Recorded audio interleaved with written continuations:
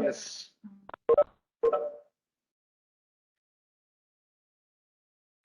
ನಮಸ್ಕಾರ ಸರ್, ಮುರಳಿ ಅವರಿಗೆ. ಸರ್ ನಮಸ್ಕಾರ.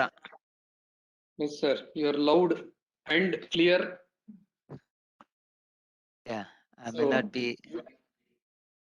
This is how my setup looks like. Let me keep the video here. ಚೆನ್ನಾಗಿ ಕಾಣಿಸ್ತಿದೆ ಹಿಂದ್ಗಡೆ, except your face. Light on ಮಾಡ್ಕೊಂಡ್ರೆ ರಿಂಗ್ ಲೈಟ್ ನೀವು ಕಾಣಿಸ್ತೀರಾ. ರಿಂಗ್ ಲೈಟ್ ಇಲ್ಲ, ನಾನು ತಾಳಿ ನೋಡ್ತೀನಿ. ಏನೋ ಒಂದು ಲೈಟ್ ಇರ್ಬೇಕು. ನೀವು ನಮ್ಮ ಈಗ ಇಲ್ಲ ಅಂದ್ರೆ ಹಿಂಗ ವಿಡಿಯೋ ಕ್ಯಾಮ್ರಾ ಎತ್ಕೊಂಡು ಹಿಂಗ ತೆಗೆದ್ರೆ ಇನ್ನೂ ತುಂಬಾ ಬ್ರೈಟ್ ಆಗಿ ಕಾಣಿಸ್ತೀನಿ. ಇದು ಬೇಡ ಅಂತ ಹಿಂಗ್ ಇಟ್ಕೊಂಡಿದ್ದೀನಿ. ಅಲ್ಲ ಬ್ರೈಟ್ ಅಲ್ಲ, ಏನು ಕಾಣಿಸ್. Okay, slightly visible. Okay, should be fine now. Yeah, that should be fine. But the audio is very clear, loud and clear. ನೆನ್ನೆ ತಾನೇ ಒಂದು ಹೊಸ ಹೆಡ್ಫೋನ್. ನಿಮ್ದು ಆಡಿಯೋ ಸೂಪರ್ ಇದೆ ಸರ್. ನೆನ್ನೆ ತಾನೇ ಹೊಸ ಹೆಡ್ಸೆಟ್ ಕೊಟ್ರು ಆಫೀಸರ್ ನೋಡಿ, ವೈರ್ಲೆಸ್. ಇವತ್ತು ಪ್ರೋಗ್ರಾಮ್ ಇದೆ. ಇವಾಗ ನಮ್ದು ಅಮಿತಾಬ್ ಬಚ್ಚನ್ ವಾಯ್ಸ್ ತರ ಇದೆಯಾ? ಕೌನ್ ಬನೇಗಾ ಕರೋರ್ಪತಿ. ನಿಮ್ದು ಇದು ಸರ್, ಅಮಿತಾಬ್ ಬಚ್ಚನ್ ಗಿಂತ ಸ್ವಲ್ಪ ಸ್ಟ್ರಾಂಗ್ ಆಗೇ ಇದೆ sir base voice. Very good sir. ಇಲ್ಲ, ಆಲ್ ಇಂಡಿಯಾ ರೇಡಿಯೋ ನಾವು ಇವಾಗ, ಆಕಾಶವಾಣಿ. ನಿಮ್ದು ಬ್ಯಾಕ್ ಗ್ರೌಂಡ್ ಬರ್ಡೇ ಬಾಯ್ ಇನ್ನೂ ಕೇಳಿಸ್ತಾ ಇಲ್ಲ ಸರ್. ಕ್ಲೀನ್ ವಾಯ್ಸ್ ಇಲ್ಲ, ಆಡಿಯೋ ಕ್ಲಿಯರ್ ಇಲ್ಲ. Okay, okay. No, the microphone is here where I am standing. That should be fine. Yeah. ಯಾವ್ದು ಥಿಯೇಟರ್ ಸೆಟಪ್ ಮಾಡ್ಬಿಟ್ಟಿದ್ದೀರಾ? Empty theater, unfortunately.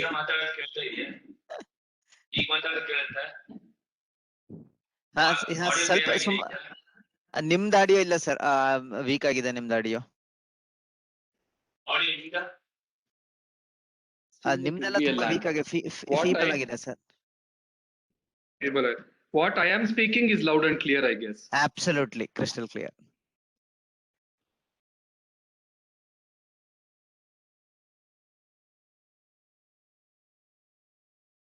ನಿಮ್ ವಾಯ್ಸ್ ಕ್ಲಿಯರ್ ಇದೆ sir. Okay. Right, phonium. No, this is better. Nobody is going to come. This is the only thing. So then, in fact, we can keep it here. She will come. Bartini anta heಳು. Recording igole ಆಗ್ಬಿಡೋಣ. Stop ಆಯ್ತು. ಹಾಕಿಲ್ಲ. YouTube. Good afternoon, ma'am. Good afternoon. Yeah. Good afternoon, ma'am. Good afternoon. I'll request Ratal to start and we'll initiate, please. Good afternoon, one and all. We welcome you all to the series of training programs conducted by the DRP. This time we have inferential statistics and data visualization part 1. We also have Mr. Muralidhar with us, who previously took us through the JMP software, and today sir will be dealing with data visualization. I request Shalini Nui ma'am, our vice principal, to say a few words to start off today's program. Yeah, thank you, Dr. Radhe. As usual, it is a pleasure to come to the DRP training sessions, and we are very happy again. Mr. Muralidhar has, accepted our invitation, and he'll be training us on inferential statistics. So thank you so much for coming, Mr. Muralidhar. And we welcome all our faculty, those who have joined. Thank you so much. And I'm sure you will find it very useful, particularly those who are already ready and, your data is ready for analysis. So thank you so much, and all the best. Thank you, ma'am. I would request Dr. Muralidhar, who is from JMP software, but basically he's a statistician, come a good teacher who has been hand-holding us from the time of getting the JMP license. So I would request Muralidhar to initiate the session, and I have also requested him to walk us through the initial part of JMP, because some of them might have joined new or might not have got introduced. or like most of us, we were not using it continuously, so we might have forgotten some of the components and aspects of JMP. So we thank Muralidhar for accepting and having this training on inferential statistics and data visualization in two parts, wherein like we will have the next session on December 22nd. of December 22nd. There will be the part 2 of this session. So I would request Dr. Muralidhar to start the session. Over to you, sir. Thank you so much, Dr. and Professor. It's always a pleasure to come back to MSRMC and then be part of this learning session. So without further delay, I assume that all of you have installed JUMP. And just to put a face to my name, this is how I look, but I'll be muting on my video. So you have to see the JUMP most part of your in this session, and then you'll be doing hands-on. Okay, so I'll unmute the video here and I'll share my desktop and want to make it little, you can see, yeah. So hopefully everybody is seeing. Okay, so those who attended the previous sessions, so you already are aware or kind of you already got used to JUMP. But those who are kind of beginning for you, I just want to take a couple of minutes to introduce you to JUMP, and then we'll take it up from there. As Professor said, we're going to have two sessions. One is the visualization, and then followed by a little bit of inferential statistics, where we're going to do a little bit of t-test, ANOVA, and chi-square, those kind of analysis in the coming session. The first, we've chosen visualization. Why? It is, we are all visual creatures, we want to see pictures, and then most of our decision making can be done if we put a proper visualization. And then most of your journals and researchers, before you start doing actual analysis, you will explore data, and that's part of exploratory data analysis. Sometimes exploratory leads to explanation. Explore and explain, that's the word I consequently use. So the one biggest assumption I'll make throughout our sessions is you're able to hear me, and then you are able to see my screen. And this is the best part of virtual sessions, right? I assume that you're following me and you're able to see my screen, and then everything goes due respect to internet and bandwidth. So if at all, if there is any challenge, either from your side or my side, log in back, or else I'll also log in back. And if you are unable to hear me, please let me know so that I'll shout a little louder. That should be fine. So we always call this as JUMP as analgesic and anabolic. So this is the first, I flipped this from our the creator of JUMP, John Saul. He always calls it as analgesic and anabolic, and simple. It takes out your pain, and then it's little smart compared to any other software. So it's an analgesic and anabolic software, cool software to work with, simple drag and drop software, and it is from SAS. And so probably you all aware of SAS. It's the undisputed leader in the area of data analysis or machine learning, whatever you call it as. There are a lot of capabilities of JUMP software. So this is how today's plan looks like. Okay, so the best part is today is the second half of the day, and we are all, this is called death hour for me. So especially going back to the school days, we're going to do hands-on. Okay, so don't give up. The first thing is don't give up, and always put that effort to do as I do. And you can log in through multiple systems, and then you can see in the screen, one screen, and then you can do it parallelly. If that is possible, please go ahead and do it. So my sincere request is don't give up, and definitely I'm confident that you'll carry back a lot many things today from a learning perspective. So we're going to refresh on the JUMP side of it, JUMP for health and life sciences / medical sciences. I'll talk about a little bit of capabilities, and then we'll introduce to the scales. That's again a refresh. Last time we discussed about that, scales of measurement, and we'll add 2 more scales today, this because of the visualization concept. And we'll do actual data visualization. This we're going to do univariate data visualization, bivariate, by means two variables, multivariate means more than 2 variables. We'll create bar graph, pie chart, line graph, tree map, geomaps. We'll try to come up with as many as graphs possible. It's a simple drag and drop. Okay, so I'll only give you some basic elements.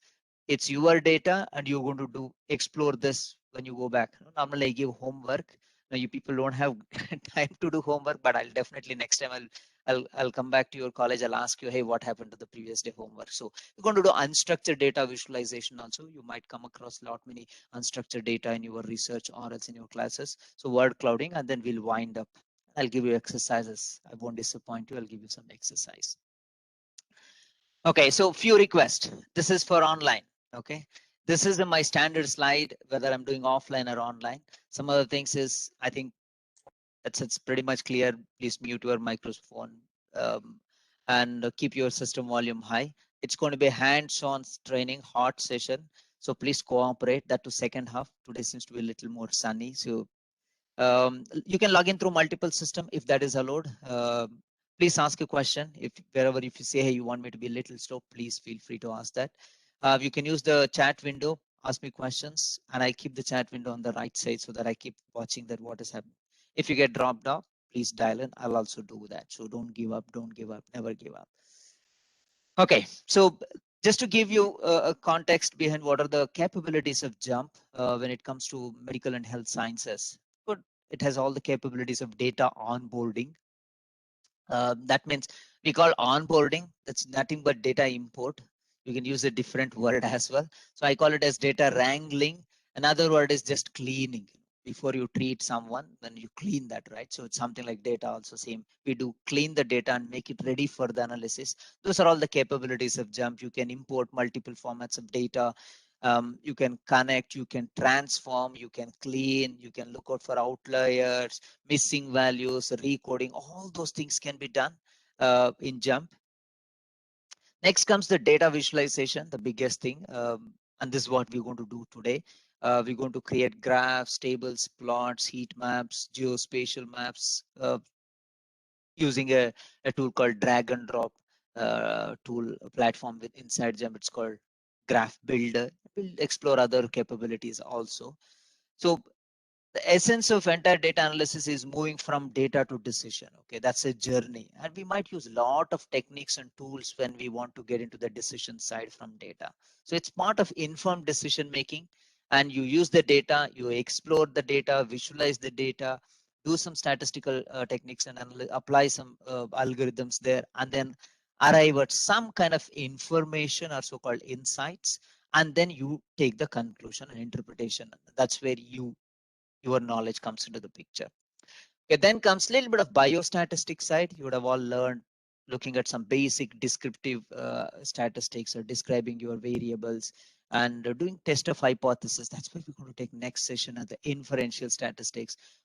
Infer, looking at the sample and then inferring on the population. And descriptive statistics is all about describing the variables. Inferential statistics is all about inferring about the population based on the sample, because you cannot work with population. It's too expensive, not reachable. You take a sample of it and you work and then infer on the population. We're going to talk about probability distributions and then normality, t-test, z-test, ANOVA, ANCOVA, MANOVA, or else non-parametric tests, sample size, your meta-analysis. Those are all part of biostatistics. With JUMP, you can easily do all those things. Some of you have already been part of my sessions earlier, so you know how to do it. Post hoc analysis, that's also there. Then comes a little bit of on the relative risk, conditional association, epidemiology and survival, kind of a Kaplan-Meier, putting Cox proportional hazards, adjusted rate. So those are all part of survival and additional analysis with JUMP. And then comes survey data analysis. This is very important according to me. Most of you do a lot of survey, collect a lot of primary data, and then how do you analyze that, be it in the item response theory, or reliability of questionnaire, validity of questionnaire, how do you analyze multiple responses, categorical data. Some of you might be using a little bit of confirmatory factor analysis or exploratory factor analysis or structural equation models. I see a lot of people using it in social sciences. So you can also use JUMP to structure your regression and then integrate regression with factor analysis. So text analytics and sentiment analysis. So you might collect a lot of customer verbatim, whether it is in the services side or else on the pay side, whichever area in the medical sciences. So you can do a little bit of visualization and also do a lot of sentiment analysis, topic analysis. What are the structures underneath your unstructured data. That is called correspondence analysis. You can do a lot many things there as well. Again, these are all, I would call it as a monkey game. It's just that you might have to put 2 minutes extra. That's the only difference between you and me, is I'm a 2 minutes extra senior to you because I've read and come back. It's just that based on your need and requirement, you can always explore, because you need not code anything in JMP. It's just drag and drop, and you have a lot of examples. How do you analyze that also? It's easy with JMP. Then comes your multivariate and research methods, doing correlation, principal component analysis, correspondence analysis, which I was talking about, multidimensional scaling, uplift, association models. All those things are, yeah. Then comes the big worm. I'm releasing the big worm, so-called the predictive modeling and the machine learning.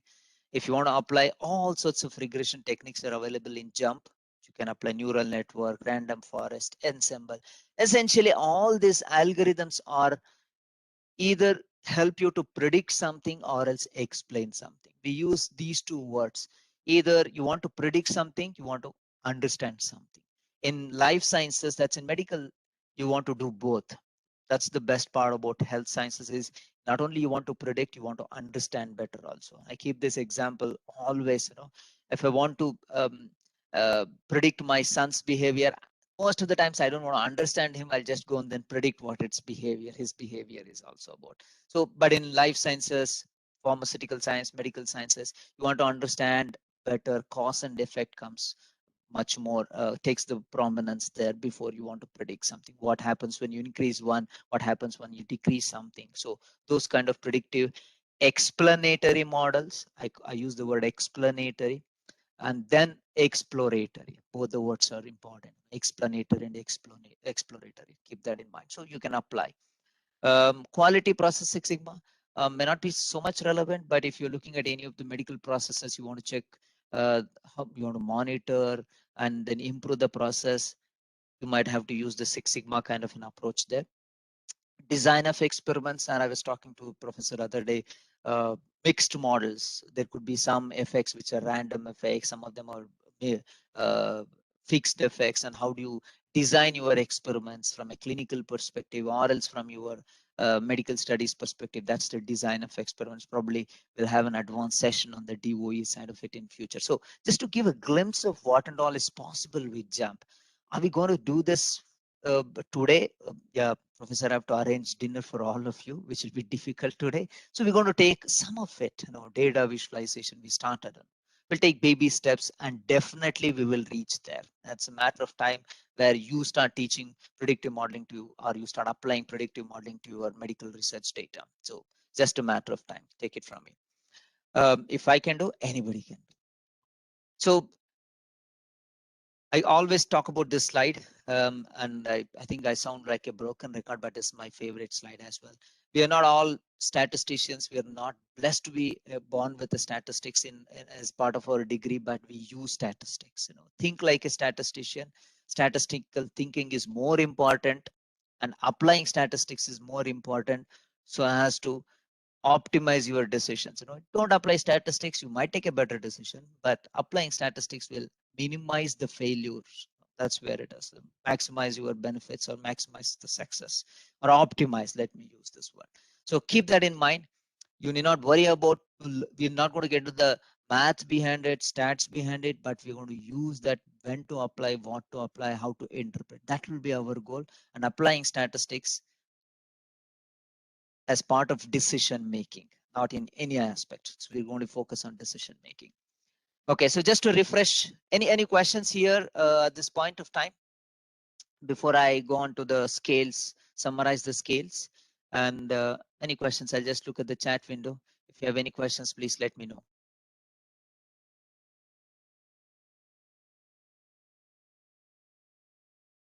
Okay, so you have to give me moral support also, very important. Okay, so because I can see you. So in chat window, you can type GTG. That's the word good to go. That means all fine. Okay, GTG is the acronym for you, GTG. Okay, in the keyboard, if you have, it's easy to type GTG. This is how you type. Okay, good to go. So keep that in mind. Please support morally. Okay, moral support is more important. Okay, so let's refresh the scales. Any data you collect, it has to follow in one of these. Okay, so first thing is nominal scale. Your blood type, instrument type, tester, pass or fail. You can't say pass is greater than fail, fail is greater than pass. Taking the COVID case only, I can't say that I passed it. No, I can't say that. So blood group, positive or negative, paid or default. So there is nothing called which is greater, which is lesser. So it's a nominal variable, just like my name, our names, city's name. So that's a nominal variable. So if a variable is nominal, there's only not too much you can do about it. What you can do, for example, there are gender, how many people are there? There are 5 male, 10 female, and if that's the kind of, so you can only do a little bit of frequencies, proportions. From a visualization, what you can do a table, bar chart, kind of a pie chart. I keep saying that I hate pie chart, but we'll do the pie chart today as well. So not much you can do if you have a nominal variable from a statistical analysis perspective. Visualization, you can do a lot many things. So keep that in mind. Ask that question, is it a what kind of variable it is? The first one, which will be a nominal variable. And the second thing is, I hope you are able to see my screen, right? And then you are able to hear me clearly. So next comes the ordinal scales, just an extension of nominal scale. You can think about it. So while you can order it, this is the difference between nominal scale and ordinal scale, is it gives you little more additional power to deal from a statistical data, statistical analysis point. So disease stage, preliminary, intermediate, advanced stage. So even though you cannot difference how advanced it is compared to preliminary stage, you can't do too much there. It is not that continuous numerical scale, but you can order it. Just like risk levels, spice levels, disease stages, t-shirt sizes. I'm just giving you some other examples also. So you can do frequencies, proportions, ages as well. Same time, from a statistical standpoint, you can do median, mode, and interquartile range, and all those things you can calculate. So I combine nominal scale and then ordinal scale. I call it as categorical variables. This is what it is called. It's called category. Okay, so male or female, what category it is, risk categories, or else when you administer a drug, placebo, control, group A, group B, those are all categories. So you can have categorical variables. And then comes the important one, is the continuous variable.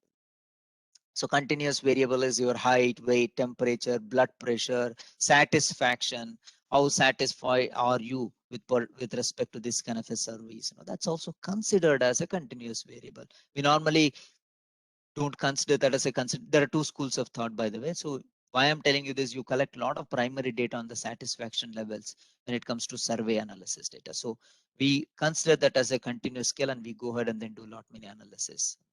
So from a visualization perspective, you can do a lot many things. At the same time, from a statistical standpoint, you can do mean, median, mode, measures of dispersion, central tendency, standard deviation, variance, coefficient of variation, all those things you can do if your variable is a continuous variable. So categorical and continuous. So one more, unstructured text.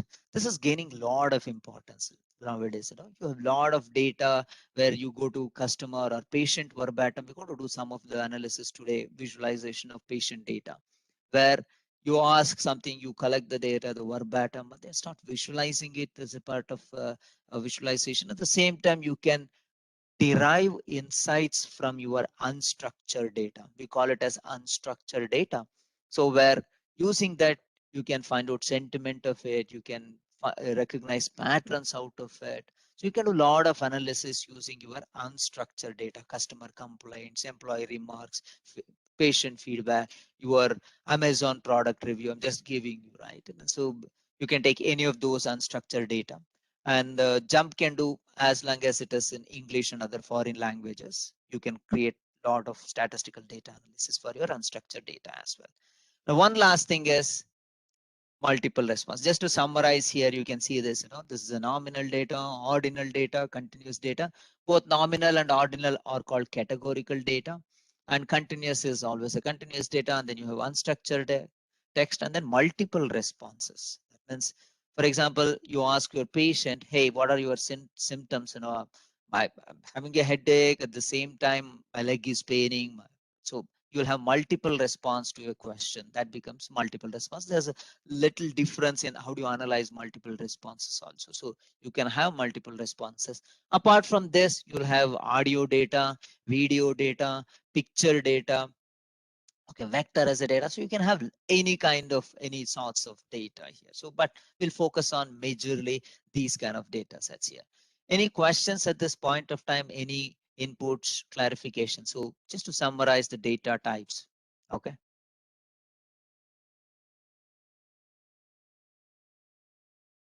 And what you can also comment on the pace.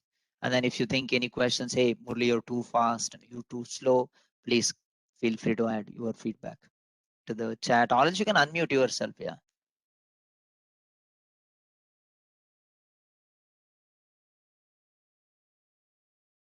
Good to go. So I need at least how many people are there? Okay, so let me check how many people are there. At least 5% or 10% people should say good to go. So that's the statistically significant yeah, number. So that at least 5%. Yeah, 5 to 10%. That's, thank you so much.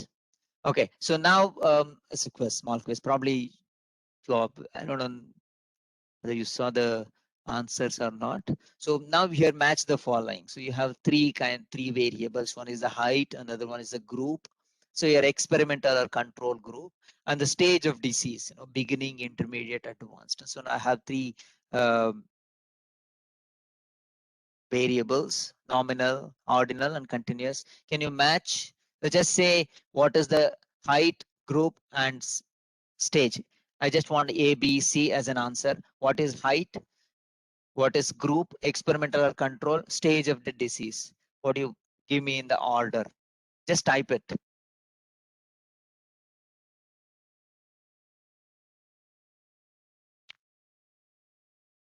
Just to check whether you have understood what is a continuous, what is a nominal, and what is a ordinal variable. I want you to type it in the chat box. Is it a ABC, ACB, BCA, CBA, CAB? What would be the height, group, and stage of the disease? I want you to type.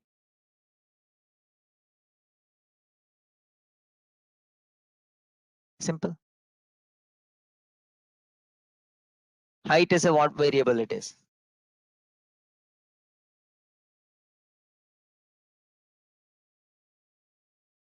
No, GTG is not the answer here. We have to write ABC. Okay, so you have to write ABC here. So CAB, Dr. Aishwarya says that CBA, some people say BAC.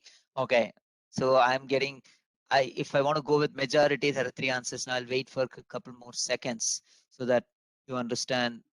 So height is a continuous variable. So height is a continuous variable. Height is equal to continuous. Okay, so that is clear. Height is continuous, no doubt. Group is experimental and control. Oh, it is a nominal variable. Okay, so group is a nominal variable. Disease stage. Okay, disease stage is beginning, intermediate, advanced. That is ordinal. You can always group that, right? Yeah. So disease stage is ordinal. It is height is C, and then group is nominal. Stage of the disease is ordinal. So it has to be CAB, right? Yeah, it's a CAB. So the answer is CAB. Okay, so good to go. Any doubt here? CAB is the answer. Okay, so if I understand, now let's get onto the basics of onboarding data with JMP. You're not going to do this today, but you can also see that you can import. This is how there's a sample data set also, which I'll show you in the end of the session. So if you want to learn any of the statistical techniques, you need not search for the data. JUMP comes with 600 plus data sets, which you can use it for teaching and learning purposes. Okay, where do you find that? First thing is you have to open JUMP. To open JUMP, you have to install JUMP on your desktop. Okay, so I assume that all of you have installed the JUMP on your laptop or desktop, whichever it is. The best part about this JUMP is JUMP comes with both Mac and Windows. So don't worry, if you have a Mac, you're more powerful than Windows guys. Okay, so if you look at the help menu, there is under this help menu, there is a sample data. You're able to see my screen?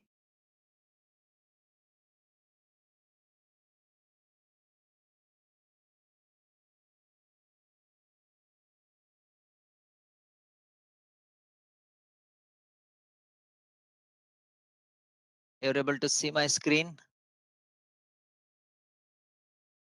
Moral support, moral support.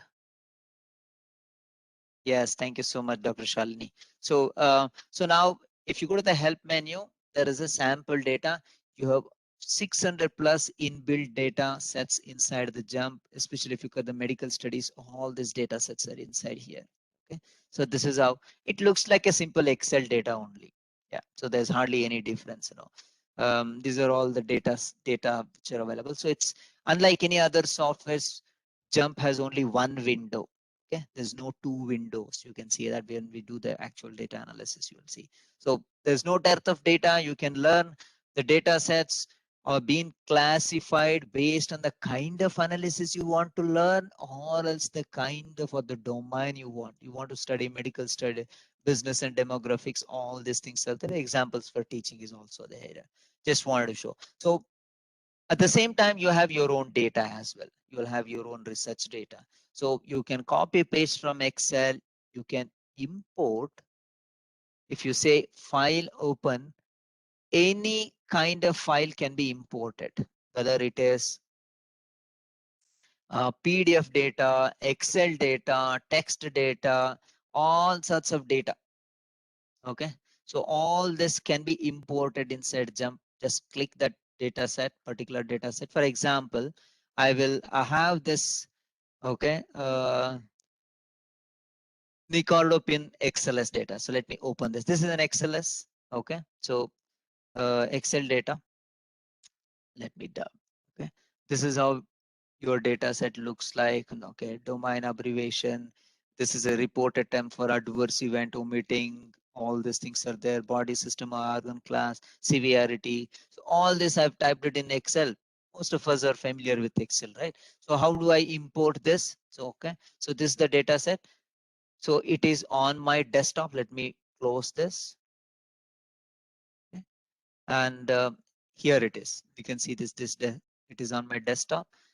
I'll go to JUMP, File, Open. Okay, and I'll go to Desktop. I'll click this. I'll select this particular data set, and I click OK, Open. So now it says if you have multiple tabs in your data set, it will also list all the tabs here. So in my data set, there is only one tab. So I select this, and then this is how data looks like. That's what it's saying. So if you have any of the merged cells, you can do all those cleaning here. Okay, or else just say import. So when you click import, JUMP takes that Excel data and makes a JUMP data table here. This is how it is. And this is all the variable list. If you see here on the left side, JUMP has also scanned your data, and then it has made its best guess whether a variable is a continuous variable or else a categorical variable. Okay, so in this case, it is kind of this is taken as a categorical variable. I can change it, okay, as unstructured text because it's a reported term. So I can always do that. I can change the variable type, or else Usually I we are can. coming back only on Wednesday, but I'll come up on Tuesday because I'm doing. Okay, so this is how you simply import. Okay, even if you don't want to open that, easiest way I'll tell you. This is for lazy people like me. Okay, just take this and then put it, drag and drop. It opens. Import. So drag and drop also works. Even simpler is a copy paste also works in JUMP. I request Where is if you have any questions, in please the put it, minutes sister unmute feels like yourself this, and she'll ask call me a me back question. saying, Madela.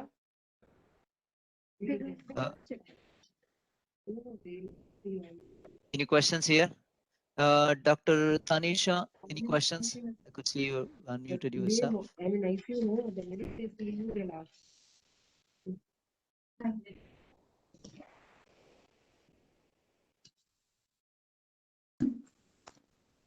Okay, so I assume that there's no question there. So that's how you onboard Jump data set into Jump. Simple as that. Drag and drop, or else copy paste also works, or else file, open, okay, and then choose the data set. Simple. Any questions here before we move on to visualization? Okay, I just want to give a brief introduction to Jump, and then how do you use this, and how do you import data. You can if you're creating your own data set, you can create a new data table here and then start typing the data here. Copy paste also works. Any question here? You want to check your own Excel data set and then try to import that. Try to import your Excel file. Let's see. It'll take a couple of, I'll give you 10 seconds. Choose any Excel file from your local disk and then try to import. Questions?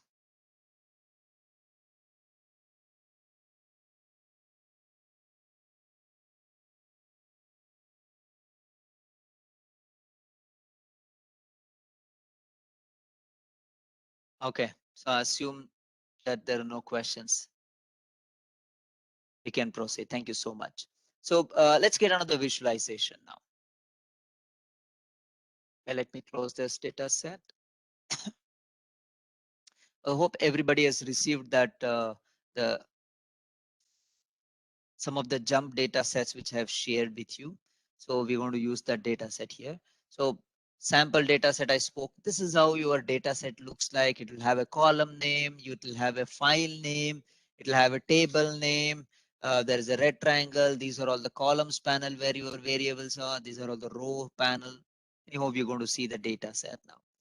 Okay, so you can get your data into Jump. You can import, enter, copy, paste. So we have shared that recording as well, how we did last time. Please go through that recording. If you have a new data set, how to import, including PDF file, you can import Excel file, create your new data set. At the same time, you can also export your analysis in multiple formats, which we're going to do. Once we do create a visualization, we can export it, we can copy paste it, we can export as a PDF, HTML, PowerPoint, Word, okay, image, in whatever format, interactive HTML data, all those things you can export easily, whatever analysis.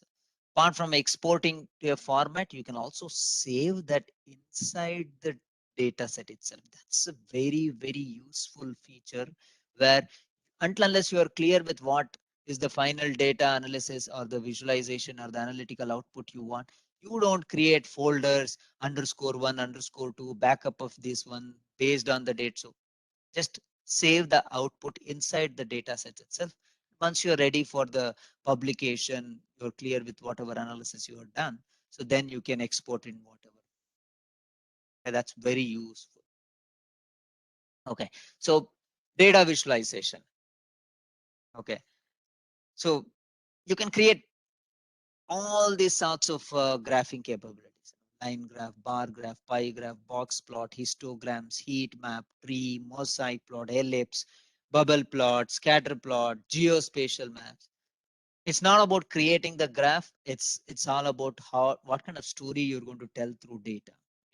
Goal of visualization is not re-representation of data. The goal of visualization is making some insights from your data visually.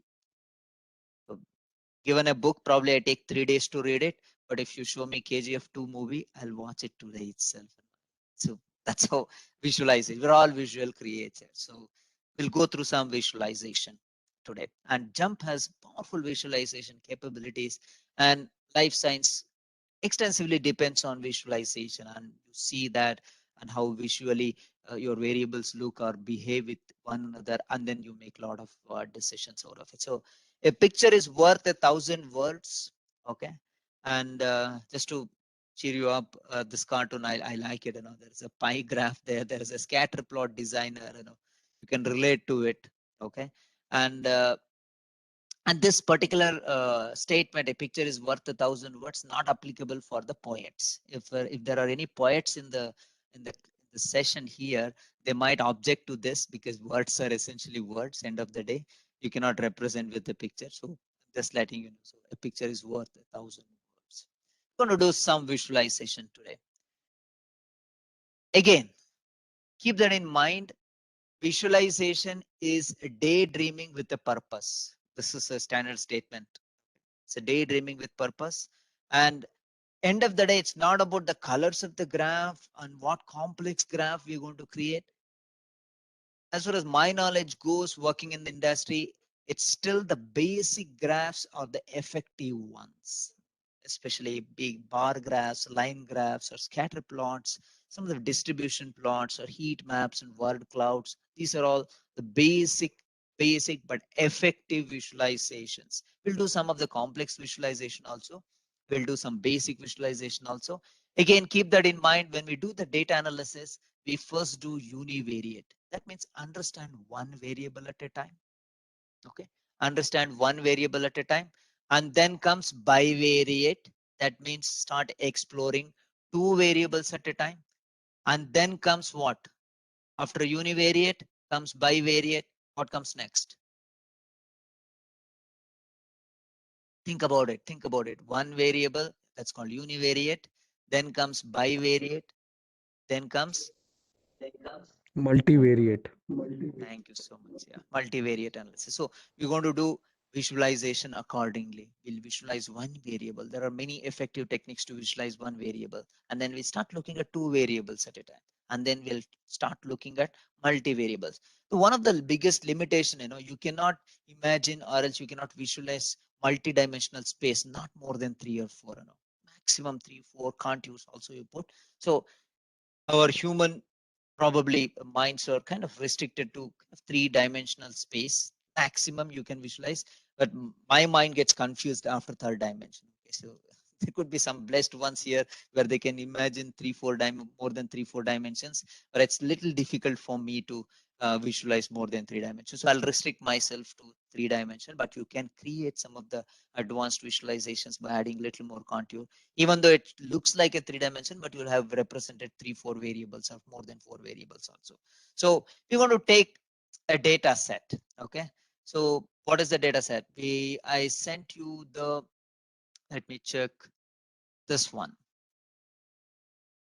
COVID data. Okay, you can see this. Can you open the COVID WHO COVID-19 data set? Can you see this? Hopefully everyone has received this data set. Okay, this is a JUMP data set. It has month and year and the country, number of cases, number of deaths.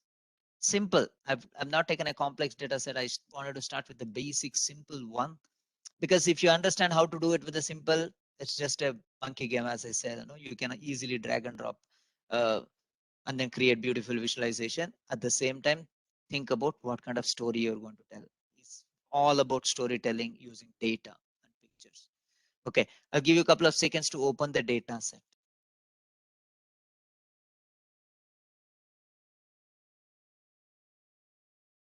Any doubt here?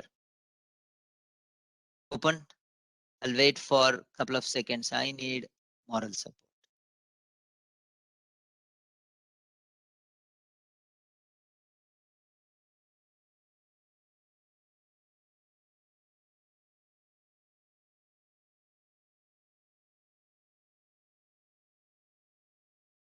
Okay, done.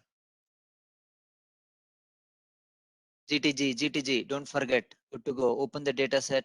So as I said, this is not going to be one way where I speak and you listen. It's more of we do. Okay, we do together. It's a hands-on. I've been told that ideally it would have been in person so that I would have thrown some chocolates at you, but it's because of this unforeseen reasons we are doing it online. Please Never give up, never give up. Okay, so now let's try to do, there's something called, if you go to the, if you see, this is how menu looks like. There is a file menu, edit tables, rows, columns. DOE stands for design of experiments. Then comes analyze. You have all sorts of capabilities: distribution, tabulation, text exploration, predictive modeling, kind of some of the machine learning algorithms, specialized model, multivariate methods. All capabilities are there. And then comes the graphing capabilities. You have all the conventional graphs you can create, but there is, the first one is called Graph Builder. It provides an interactive interface that you build your graph. Okay, it's like that. The word discovery is very close to our heart, especially to the life sciences. Discovery, given the same data set to two different people, they might visualize and analyze it differently. The reason is they want to understand better, and they will be the person who will be telling the story. So JMP's Graph Builder gives you the capability to build your own graph and tell your own data story. Just, I call it as 3D approach: drag, drop, discover. Okay, drag, drop, and discover. Where 3D, you don't need to wear a 3D lens though. So it's the 3D graph. Okay, so graphing capabilities. So you can see this here, month and year. Month is kind of a categorical variable. Okay, cases and deaths. Okay, I've taken the summarized information, okay, based on monthly basis since 2000 January 2020, and this is the actual data, and I got it till last week. The day I sent you, till that day it is there. You can see the December data 2020 is also there. So you have the cases and you have deaths, the number of deaths. There were a lot of other variables which were there. I didn't want to confuse you. I've taken only number of cases and number of death. So with this, we'll start. Open. Now we're going to create the data visualizations. We'll create beautiful visualizations here. The first one is what we're going to create. So we're going to take the number of cases. There's something called mouse, which you are supposed to use it. Okay? And I know some of you may not have mouse.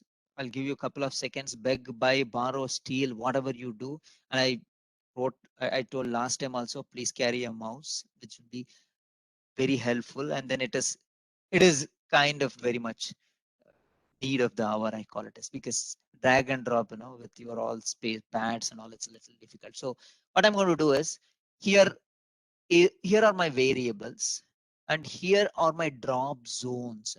These are called drop zones. You can see Y as a drop zone, X is a drop zone, frequency is a drop zone, map shape is a drop zone. Here comes group X, group Y, overlay, color, size, interval, page.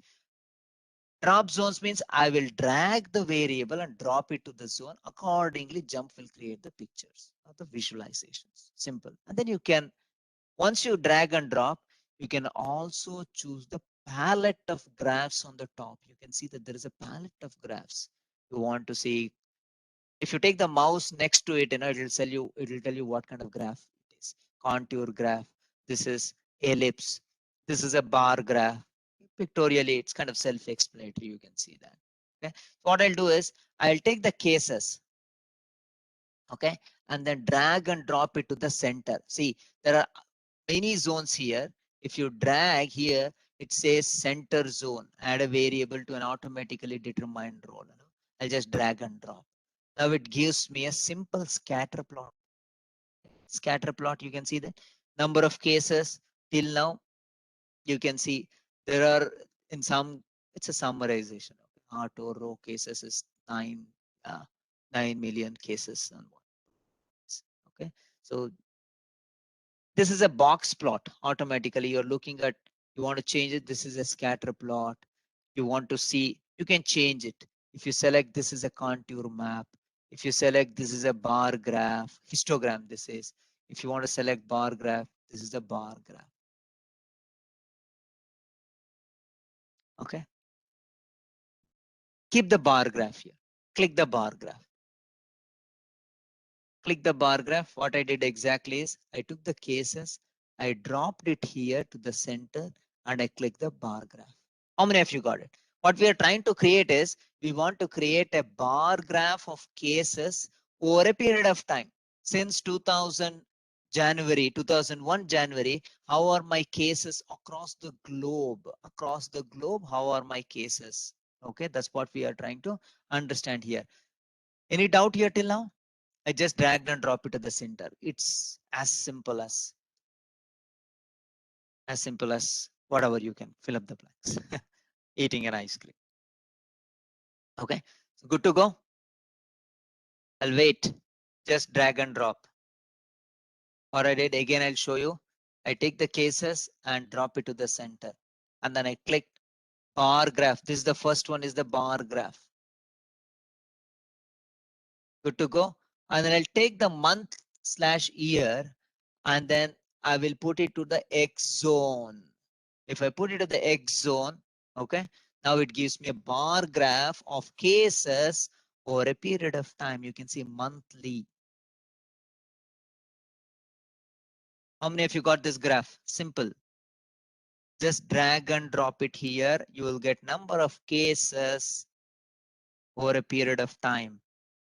Got it. Thank you so much. Now, if you see on the left side, it is giving summary statistics as mean. I want probably sum.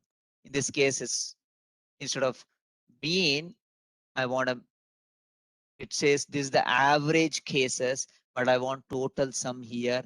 I will create total sum. Okay, so it gives me globally how my cases are moving. You can see the December 2021, I took only weeks of data probably. Yeah, even then it is coming down actually.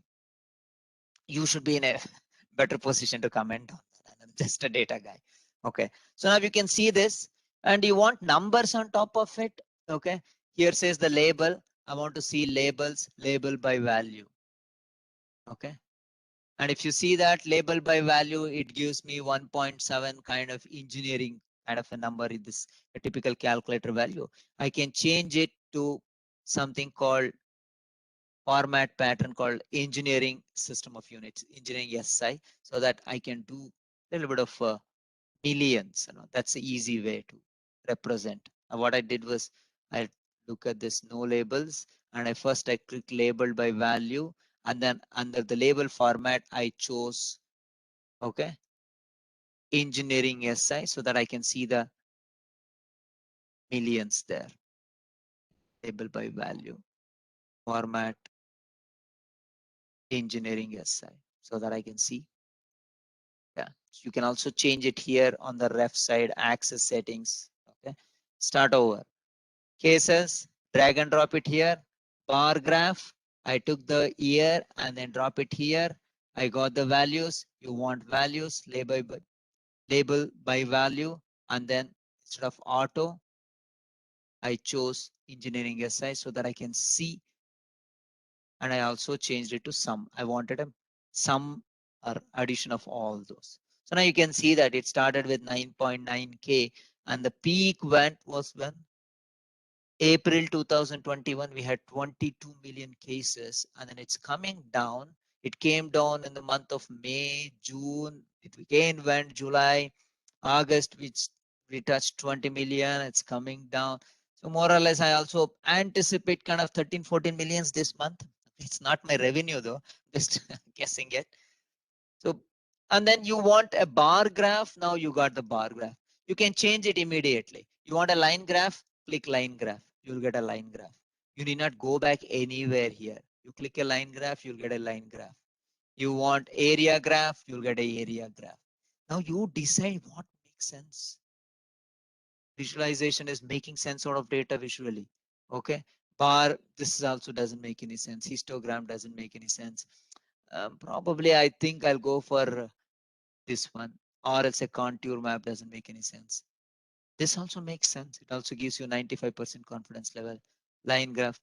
I think I'll stick to line graph or else a bar graph. You want both? Use the shift button, click. If you use the shift button and click both bar graph and line graph, it will give you a line and as well as a bar.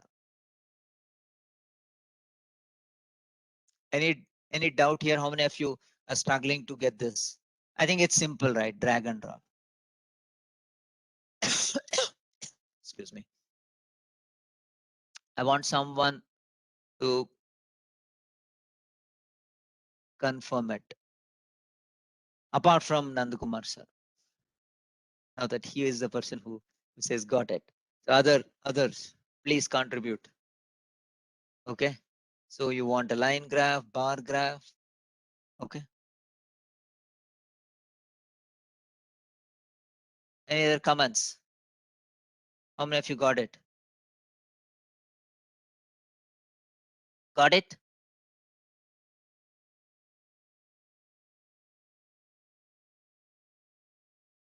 No response. News is not a good news. Come on.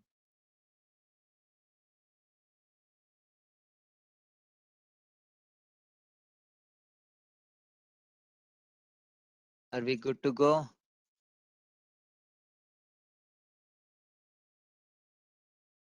Am I on mute? Okay. Oh, Kumar, Dr. Namita says yes. Thank you so much. Okay.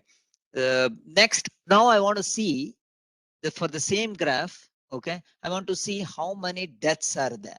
Okay. So I want to add another variable called number of deaths here. Okay. So these are the cases. Number of cases are in the millions. Sometimes number of deaths are in the thousands. So what we'll do is for the same graph, I will take the death and I'll put it on top of it. If you see this, I'll drag it. And then once I take the variable, the zones will get highlighted. If I drop it here, it gives me this kind of a graph. If I drop it here, if I drop it here, if I drop it here, I can drop anywhere I want. I have not dropped anywhere. Okay, yet. So probably I want to drop it here. What I did is I took the variable and I wanted to drop it here. So now it gives me number of deaths here and number of cases here. So this is as I'm looking at number of deaths. And again, if you look at this here for the bar graph for the death, I want to see labels by value. And then it is kind of how many? It's in thousands, I believe. And I can do it in engineering SI. So this is cases. And I want to label the value here. Okay. And I want to do it for engineering SI. So this is cases. Okay. And by value. I want to take the sum only. In both the cases, I want to choose sum, not the average. I'm not looking at monthly average. I want to look at the total. You can see this average, the total sum of cases, okay, and total sum of deaths. More or less looks like correlated, right? And that's not a big rocket science. So you have cases increasing, death also increases, but not always, that becomes curable with more vaccination coming in. The number of deaths should come down significantly. Even then you can see December, there are 24K deaths already. You're looking at out of 2 million cases, what I have the data. So any questions here? How many of you got this? It's just that you want to select which summary statistics. If you want to see the standard deviation, range, whatever it is, minimum, maximum, sum. Normally I'm looking at overall summary. So I'll use both sum here. And then I'm analyzing. You want line graph, you can choose line graph. Want a bar graph, you choose bar graph. Area chart, and you want to change the color. Instead of cases color should be red, you can change the color. You come here, right click is a powerful tool in JMP. Okay, right click, fill color. You don't like red color for cases, I'll use it as blue, dark blue color. For deaths, I'll use it as yellow color. This I'll call it as fill color, red color. So just making up Karnataka colors. Okay, map. So you want to add CSK color or Delhi Capitals, you can add Mumbai Indians, whichever IPL team you follow. So I'll call it as, this is as kind of gray color, I call it as. So probably cases as blue color, and then black color. Makes sense. That's my fancy colors. Now you want a line graph, you can create a line graph here, or you want. So now you like this graph, you want to export, click done, and then go to file, export option. You can export in whatever format you want. PDF, HTML, RTF, image, in whatever format you want to export, you can export. But I don't recommend this option until unless you are clear about this graph. This is what you're going to use it in your research paper. Till you finally conclude, you never know what goes into the research paper, right? One option in JMP called saving script to the data table. Either you can export, publish option is there, export whatever format you want, or else I said that in the beginning, you can save the output inside the file as well. That is nothing but under the file menu, there is something called saves. No, under the here in the graph builder red triangle, under the graph builder red triangle, save script to data table, and I would call it as bar graph of cases and deaths. And if I click that OK, and if I close this, you can see on your data set, close that, and the data set, you'll see a small script, whatever name you would have given, bar graph of cases and deaths. And then you click that, your graph comes back, whatever you did. So it's easy. If you're sharing with your students or else with your colleague, you save the whatever analysis. So all the analysis graphs can be stored inside the data set only in JMP. You need not export it anywhere unless you're clear what you're trying. Okay. So this is what we created. So how I did that? And graph builder. Okay. Quickly. First, I drag the cases here. Okay. To the center. I click the bar graph and I made it as sum. I'm looking at summation of all the cases. And I took the monthly year and dragged and dropped it here. And I got all these things. I want to label it. And I want this has to be kind of millions so that I can understand better. This is sum. And then I take the deaths here and put it on top of it so that I'll get the both cases and as well as deaths as a bar graph. You want a line graph? Create line graph. Contour, it doesn't make any sense. The bar graph makes sense here. Any question here? I'll stop at this point of time to take some questions. Simple. So now you are getting a hang of graph builder. How do you create beautiful graphs? Just dragging and dropping.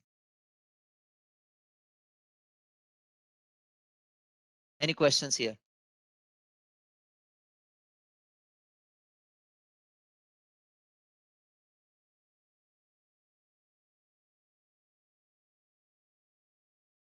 So every time we have, we click on something, it opens in a new window. Is that correct? Which one? Like every time I open a sample data and click on Graph Builder, it'll again Okay. open in a new window, isn't it? Yeah. So so graph builder. So then you can create any kind of graph you don't want. You can clear all, recall, whatever it is. Start over. You can clear the start over. There's a button called start over. You want to build another graph, which we're going to do it now. So you can say start over. You need not open If we again. want to keep the previous graph and build another one, then what we do? Simple. Then you have to save this as a script, and then it'll come back here as a graph, and then open again graph builder. So you can start building another graph here. How do we save it? I didn't get you. So how do I save it? Okay, cases. Okay, and then bar graph. I'll just do it. That's here or column here. How do I save it? Under the red triangle called graph builder. Okay, there is a red triangle inverted under which there is, click that, there is a save script to data table option. Okay. So you click that, then you give a name to that particular graph. I would say it, this is Murali's second graph. Okay. I'm just making it up. And then where does I'll it put get saved? inside the data set. If you close that, if you go back to the data set, you can see a small script on the left side. It gets saved here. Okay. So if you click that, your graph will be back. So if you want that back again, you have to open the JMP software and then get it. Yeah, simple. Yeah. So ensure that you save the data set before you close it. So all the analysis, whatever, this is where called scripting, whatever analysis you do, graphing analysis, it starts saving here on the left side of your, on the left side. Okay. This is your columns. This is your row. And this is your all the analysis. You need not save it as a PowerPoint or a graph, whatever it is. You can save that as a script only inside the data set. So that if you're sending it to your students, you send the entire data set, or your students can send the entire data set along with the analysis, whatever they have done it. It will be saved here. Okay. Isn't that a useful option? Yes, yes. Yeah. So now we'll do bar graph by time cases one above the other. So I'll do another graph here. So I will put the same graph here, cases here, and then I'll drag and drop it here. I'll take the, and then monthly here, and then I'll take the, instead of mean, I'll take the sum of it, and then I'll take the deaths on top of it. No, I don't want two graphs. I want one graph where the first part should be cases and the second on top of it only it should be, or next to it only I wanted the deaths only. So I want to create that graph. Instead of, I'll take the cases here and sorry, start over cases, I'll center, and then I'll take the bar graph. I'll put the month here on top of it. I'll take the sum here, simple. Now it gives me all the, now I'll take the death. If I drop on top, it will give me like this. What I'll do is I'll drop, instead of putting on top, I'll put it somewhere like this. Can you get this? There is another variable I'm adding. I will add it here. Then what it gives me is it creates so-called next to it. So you can see that sum of cases, blue color, sum of deaths are next to it. For every month, you can see that. You want me to show once again? I will show you cases here in the center, bar graph, month, year on bottom here. I don't want average. I want sum of cases. I'll select here and I want death. If I drop it here, it gives me this graph. I haven't dropped. I'm using my mouse. I'm just holding. Okay. And if I drop it here inside again, inside the graph, okay, here it is. There is a column called next to this. There is a column. And if you click here, it will give me. Okay, you can see next to each other. But unfortunately, number of cases are more. So I cannot distinguish between the deaths and then cases here. I can choose the role here, bar style, as instead of side by side, I want a stacked bar graph.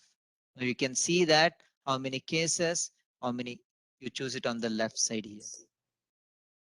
On the bar style, instead of side by side, will give you like this. Stacked, it will give you like this. Bullet, you whichever format you want. Stacked makes sense here. You can see that, right? And then label value. You'll get both the values here. You can choose engineering essay so that you will get millions and then case. You can see that cases are in millions where deaths are in the, okay, in the thousands. How many of you got this? Simple. And you want to export, as I said, you can always export in whatever format you want. Or else I want to save it, save as a script to the data table. This is stack bar chart. Simple. And I'll close this. You can see here there is a script which comes back. If you click that, it comes back stacked bar chart. Any doubt here? I'll wait for a couple of seconds. And I said that always, I always keep saying that we will be slow, but we'll be realistic. Slow and real is more important. Okay. Learning anything. We'll be realistic, we'll be slow. You want me to show one more time? I'll show you. Any questions?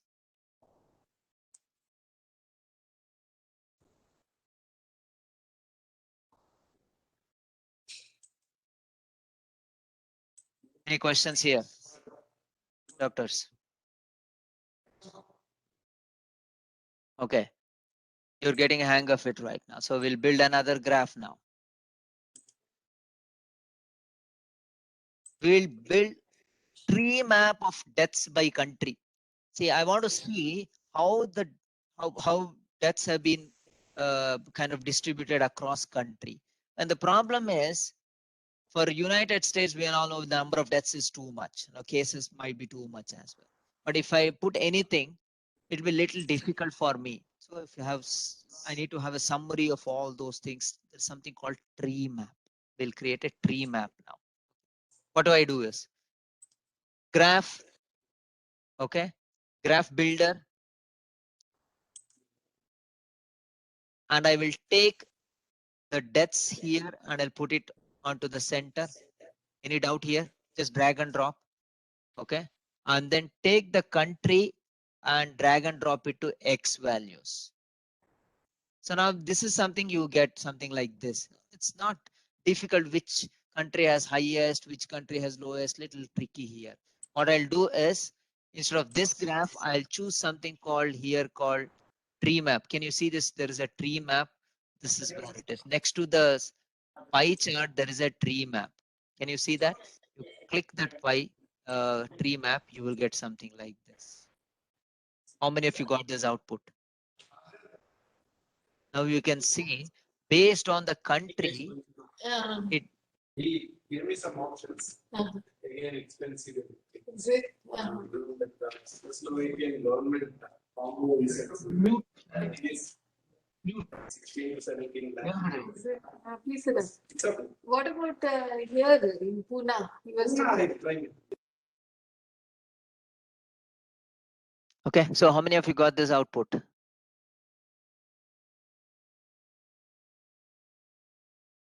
How many of you got this output?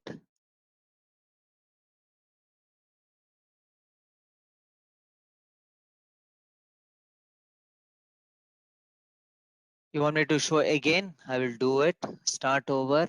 I'll take the deaths, drag and drop it to the center and country to the x-axis, and I'll click here. Next to it is the tree map. If you put your mouse over there, it says tree map.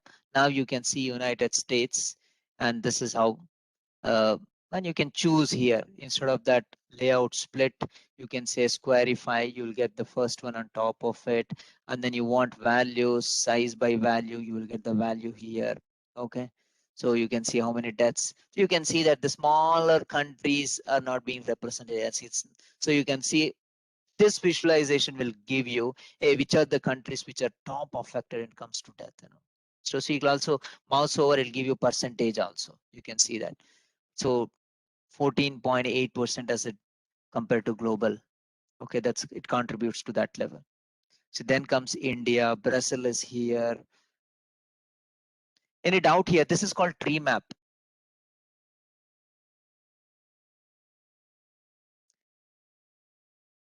You check for any of the, so this is called pie graph, which is so difficult to interpret in so many circles, and I've seen similar kind of graphs, pie graphs, if you have more than 2 categories or 3 categories, maximum 3 categories, avoid pie graph. More than 3 categories, don't get into the pie graph. That's a trap. People cannot interpret pie graphs so easily if you're more than 3-4 categories there. So, any questions here? I didn't see anything on the chat box, so I want you to. We'll do geospatial mapping. Next is the most, I would say, interesting visualization which we're going to create. Hold on, hold on. Never give up. Come on. Okay. So I don't think so. This makes sense. I think this tree map makes sense according to me. So this is a good visualization. Area graph also, and then the kind of bar graph also. You can see United Republic of Tanzania. So this comes side by side average. Instead of average, I'll take some. You can see that, but not everything can be represented. Okay. Contour map. No, it doesn't make any sense. Yeah. So you can choose whichever visualization makes sense to you. Yeah, probably this makes sense. Okay. So I'll wait for a couple of minutes or seconds. I want some of you to respond that things are going well.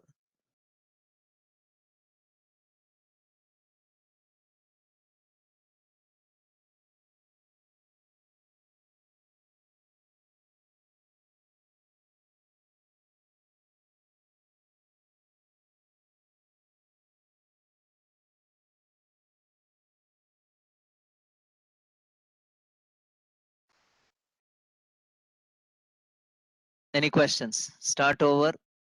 So you can, if you have a doubt, just drag and drop all the variables. Let's see what it does. See, look at this. It creates another geospatial kind of a map. Okay. So we'll do this. Any questions till now? You have to do a little more visualization. We'll do it fast, as quickly as possible.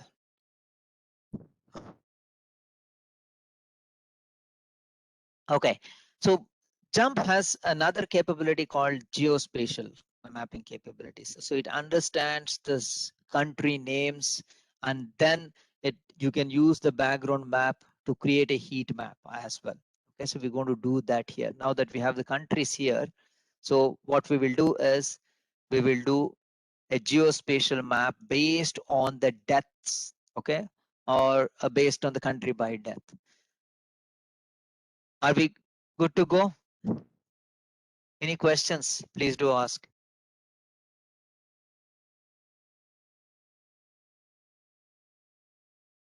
The question is to check the internet capability, whether it's working or not. Okay, somebody has to respond, please.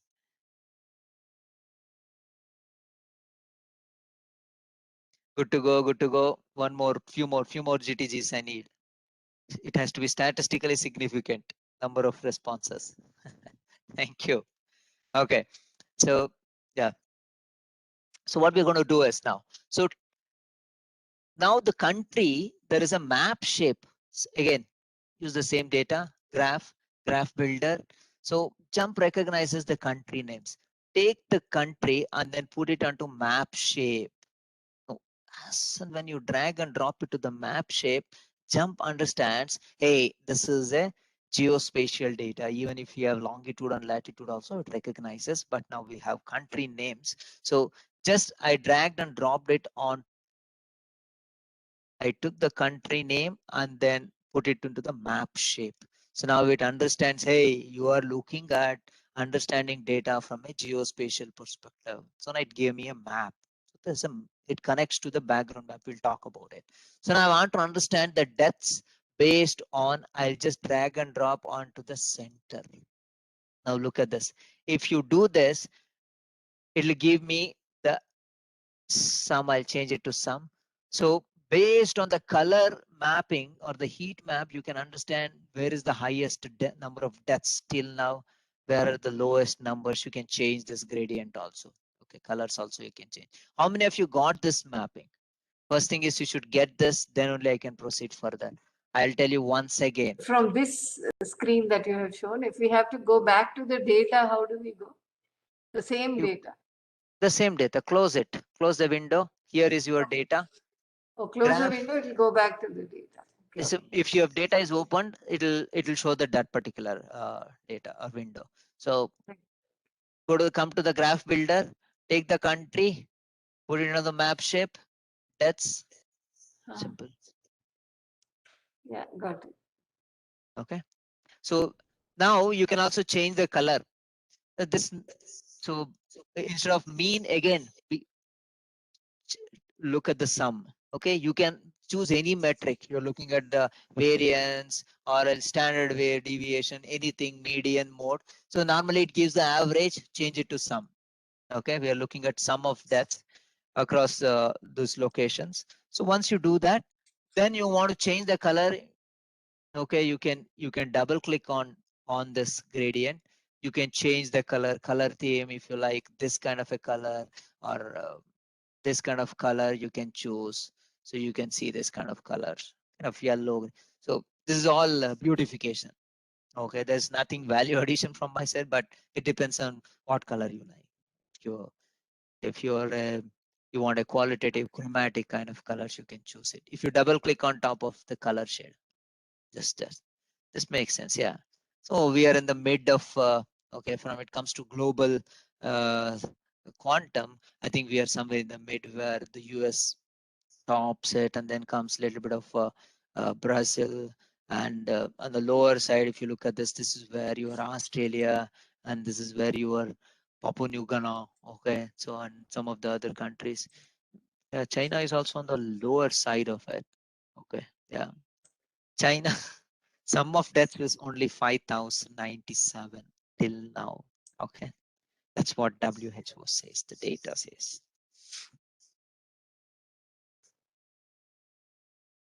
No questions on that. Okay, won't entertain any questions. So that's what the data says. Where Brazil and all these people, yeah, you can see that the Mexico also, yeah. So you can also see the patterns, right? Mexico and Russian Federation, they're in the kind of when it comes to total, you can look at the averages also, and you can do a derived variable based on the population. What is the average number of death? You can create all those variables. Okay, so any doubt here? Visual, geospatial. We'll take another data set now. Okay, so you can continue to do as many as visualizations you want to split this way, that way, all you can do it. I just wanted to show you the basic capabilities of Graph Builder. So we'll take another data set and we'll do line graphs. We'll do three-dimensional graphing as well. Any doubts here? Will be slow and real. Okay. This means slow and real. Okay. That's my acronym, SAR. Slow and real. Any questions here? You like this? Save this. Save script to the data table. Country, see, it also gives you kind of country colored by deaths. Okay, close this. So you have this. And then ensure that before you close this data set, save the data set. Okay, save it. And then only close it. And I say, don't come back to me. I created many graphs and I saved it inside the data set only. When I open next time, no, you didn't save the data set. I would say that. So save the data set also. And then it's just of saving some of your mobile phone, keeping it here. And then end of the day, you don't forget to lock your main door. I locked all the doors, but I didn't lock the main door. The main door is like your data set. Okay, so do that also before leaving it out. Okay, good to go. So we'll take another data set and then we'll do a little more visualization. So how are you holding up till now? Second half of the day, we have to do little more on we'll take a diabetes data and we'll create a little bit of scatter plot. We'll do a bar line graph. We didn't do the line graph. We'll do a pie chart, all-time favorite pie chart we will do. And then, okay. So how are you holding? I'll just take a couple of seconds. I want to hear from you.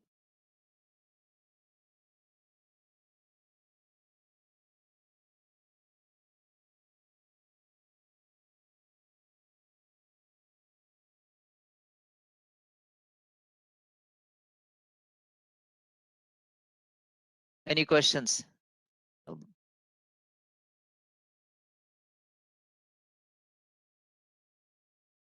If no questions, we'll quickly take the second data set. That's the diabetes data set. Please open the diabetes data set which has been shared with you. And I'm hoping that some of you will ask me a question.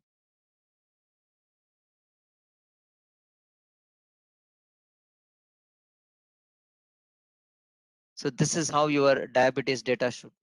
It's the diabetes data set. It's my diabetes data set. Put that as not your data. Your diabetes is my diabetes data set.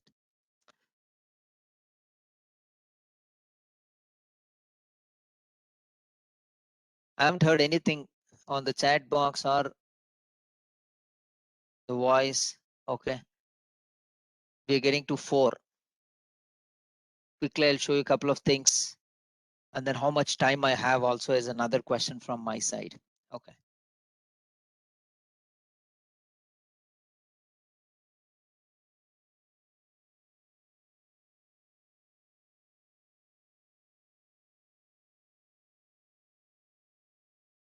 Hello.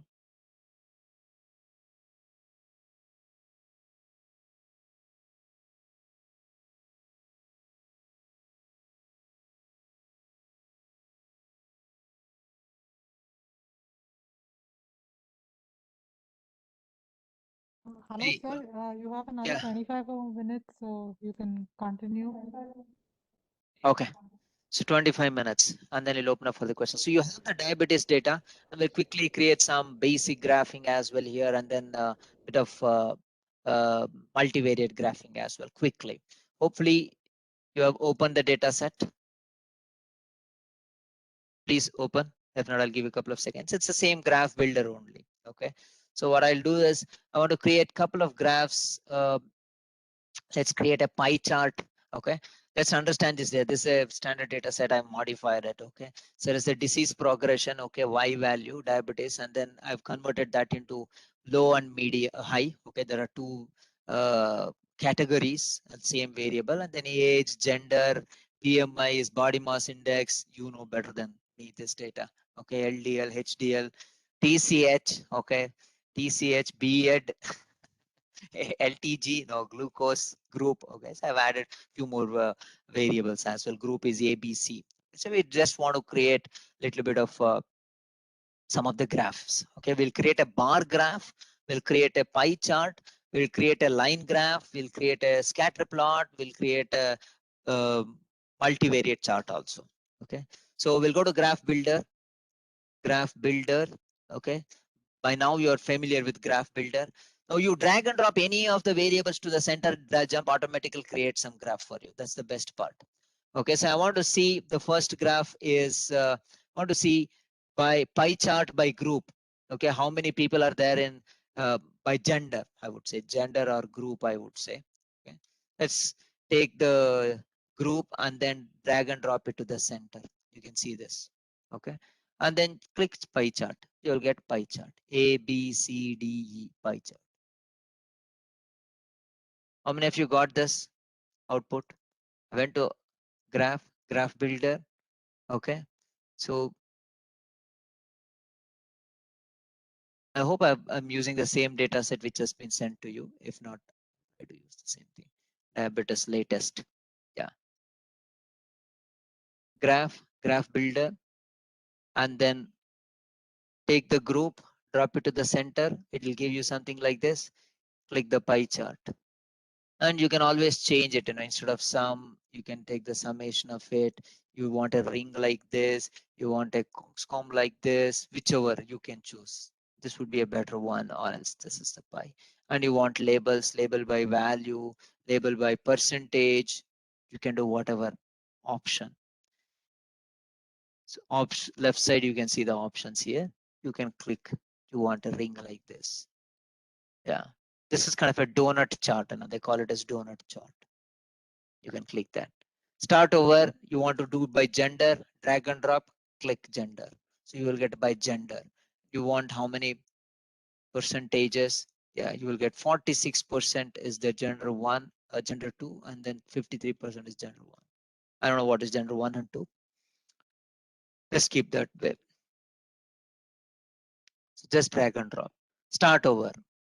What else you want? What kind of graph? Let's try to create a scatter plot. Okay, scatter plot of kind of what is that? Total cholesterol with respect to BMI.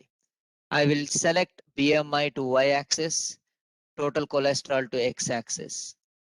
Okay, it gives me a scatter plot. The colors are nothing but your groups. Okay, there are 5 colors. You can see that by gender it have been colored. Yeah, it has been colored based on gender. Okay, if I'm right. So you will get the scatter plot.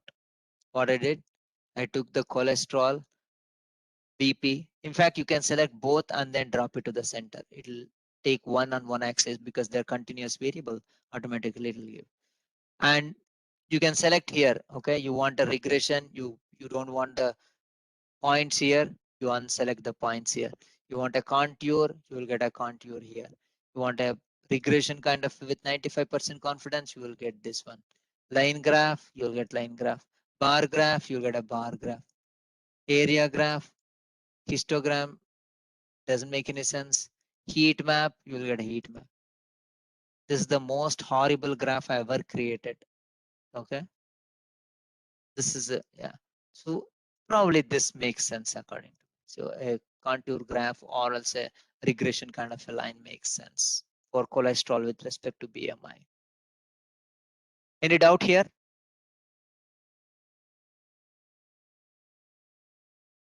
Any doubt?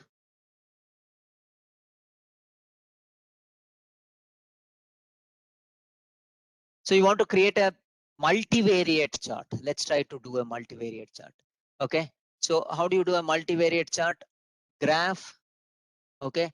Let's say scatter plot 3D. An option called scatter plot 3D, and you click that, you will get this option. Just do it while I do along with you. Graph, scatter plot 3D, and then you choose 3 variables. I'm looking at BMI, BP, and cholesterol. I'll choose all these 3 variables. I'll put it here to Y columns, and I'll create OK. So now it gives me a scatter plot 3-dimensional 3D. Right click, you'll get a lot of options like settings. You want to increase the marker size, but this is give me actually a 4-dimension. The blue colors are the gender one, red colors are the other genders. So it has been split according to the gender as well. So you can see, you want to choose other data columns, you can choose as well. Access, you can have multiple also. Again, analyze under the graph, it is called scatter plot 3D. I'll take 4 or 5 variables. Accordingly, I can change those, and then I want to, because you can only view 3 dimensions, right? So you can change those dimensions based on your requirement. Perspective, marker size is good enough. So I want to see BMI, BP, and total cholesterol. Or else I want to see LDL with respect to BP, with respect to total cholesterol. I can keep changing other variables and I start looking at from a 3-dimensional scatter plot matrix. A lot of other options are available. Excuse me. You can add on top of it a contour on top of it. So I'm just giving visibility to what and all the capabilities. Based on your need, you can explore further. When I say explore, it's just that you have to click that and then explore. Options are available. So you want to add a non-parametric density contour ellipsoid. Yeah. You can add another ellipsoid on top of it.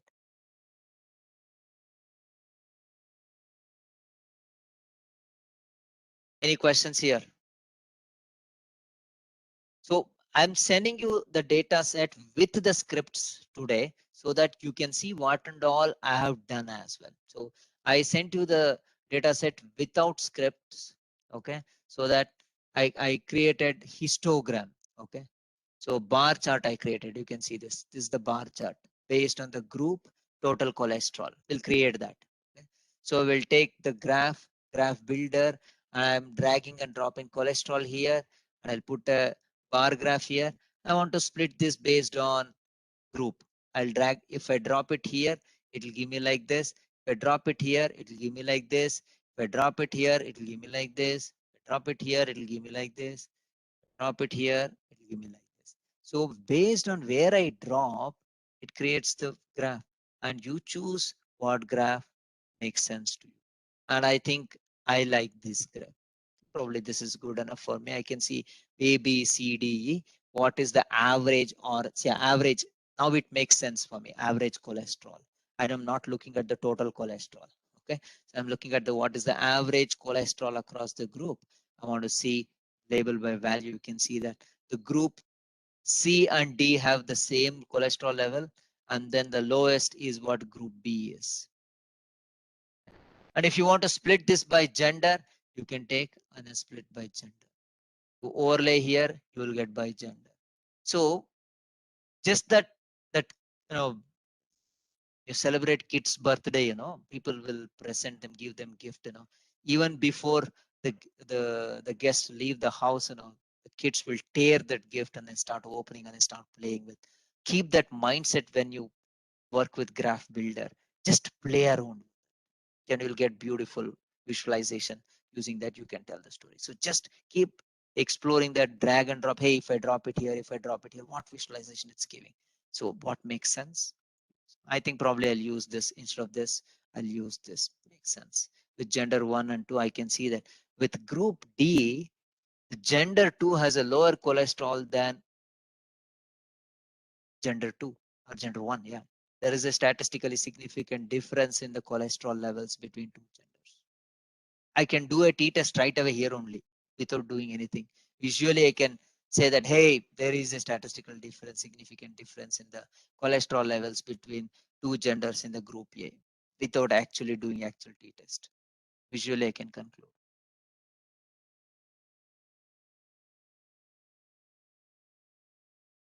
Any questions here?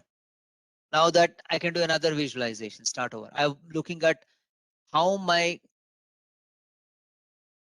disease progression with respect to BMI or BP. See, I'll drag and drop, or else I will take the BMI only. So now I can see that higher the BMI, I'll take out this, higher the BMI, higher my disease, higher the disease progression. I'm just making some, you can see that, initially this is how the graph looks like. And I can keep adding that. I'll keep adding LDL here, TCH here. So, and then I want to split this by gender. I want to see by gender. I want to group it. I'll overlay a group here. It's just the drag and drop. Where the question is what you drag, where you drop. This you should be very clear about it. And then accordingly, the visualizations will be done. See this. I drop it here. What happens? What happens here? See. If you're in confusion, don't worry. Select all the 4 variables, drag and drop it to the center. It creates some meaningful graph. This is the best part about Jumper. So I'm just what graph I don't know. I want to see Y binaries low and high, and then age, gender, BMI. I just drag and drop it. So now it creates based on low and high between BMI, between genders. So it created a beautiful graph. And you can change this. You want a contour graph or a regression line, a pie graph. This is totally stupid graph. It doesn't make any sense. So you need not go back. Heat map makes sense based on the count. Yeah, I think I'll go for the contour graph here.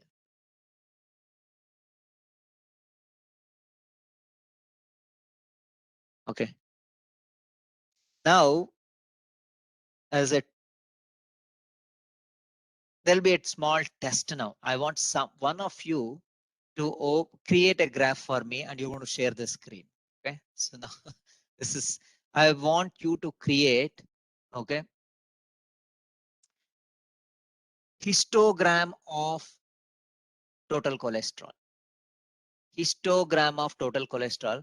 One of you have to share the graph screen, and then I'll help you. Don't worry, I'm not running away. Okay, so I'll help you. I want you to create a histogram of total cholesterol. I'll stop sharing the screen. So consider this as a small quiz to the participants. It's simple. Drag and drop and create histogram. This is what I expect you to do. But I want one of you to share the screen voluntarily. Request. Okay, it's a request, and then do drag and drop, and then select the histogram. Histogram is based on the frequencies. You create the class intervals and create frequency histogram. So I'll stop sharing the screen here, and I request one of you to share the screen and then do a histogram of cholesterol. Please help me out. There are only few people here in the session now. You can just put in the chat so that we can give the rights to share the screen, make you the presenter. You can share the screen. Yeah. Any volunteer? Aishwarya, can you share the screen? We are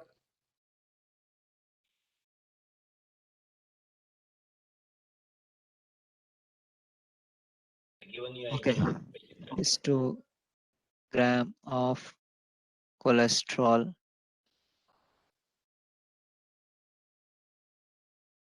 This is what I want you to do.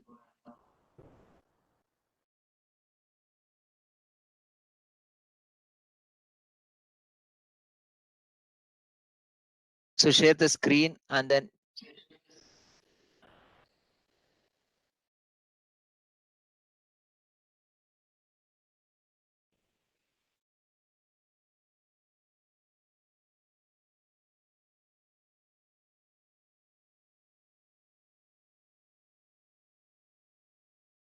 Aishwarya. you can't share the screen. Any other doctor? Any other doctor, please?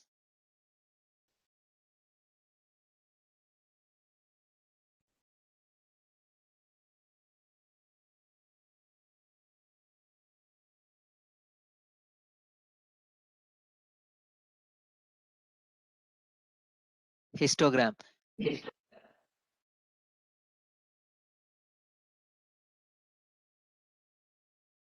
Dr. Prabha or Dr. Salim, Tanisha. Just you can share the screen so that we can take you step by step to make it happen. I'll definitely help you. It's not that I'm putting one of you on spot, but please help me to help you out. That's what it is.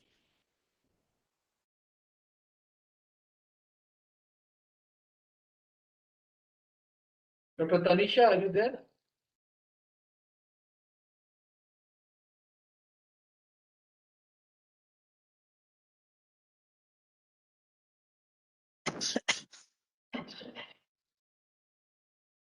Okay, I will only show if no one is doing it. Yeah, please, for me. please go You on. want me?